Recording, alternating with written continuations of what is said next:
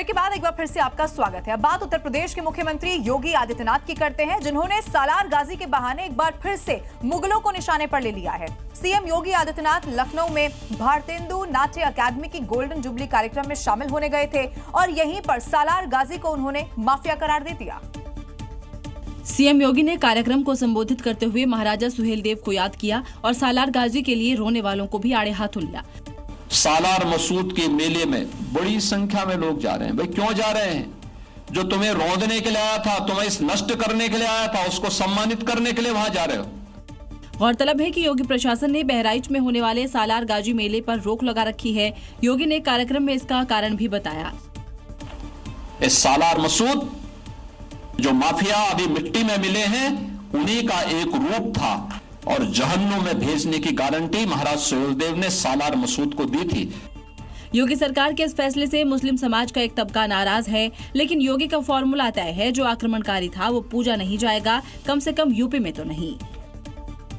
इधर लखनऊ के बाद अब कुशीनगर से एक संदिग्ध आतंकवादी को गिरफ्तार किया गया। उस पर आरोप यह है कि वो खूंखार आतंकी संगठन आईएसआईएस के लिए काम कर रहा था। वहीं लखनऊ से गिरफ्तार हुए संदिग्धों से पूछताछ में भी बड़े खुलासे हुए हैं।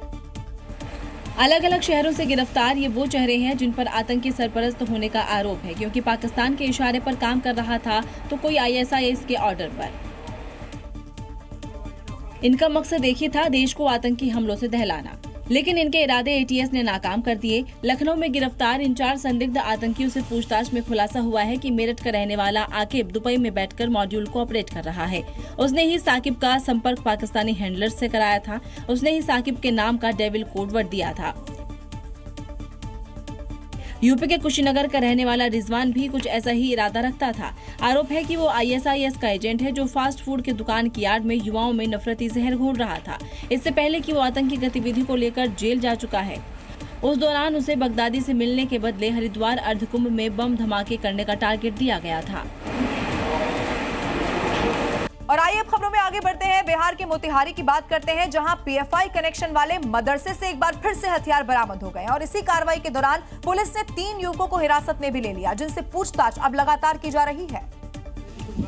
और पुलिस ये पता लगाने में जुटी है कि हथियार कहां से लाए गए थे और उनका इस्तेमाल किस उद्देश्य से किया जाना था। पुलिस को सूचना मिली कि मदरसा में संदिग्ध लोगों का जमावड़ा लगता था और यहां हथियारों की खरीद बिक्री होती थी, जिसके बाद पुलिस यहां छापेमारी करने लगी। एक गुप्त सूचना मिली थी कि थाना अंतर्गत एक मदरसा है जहां पर हथियार की खरीद बिक्री हो रही है।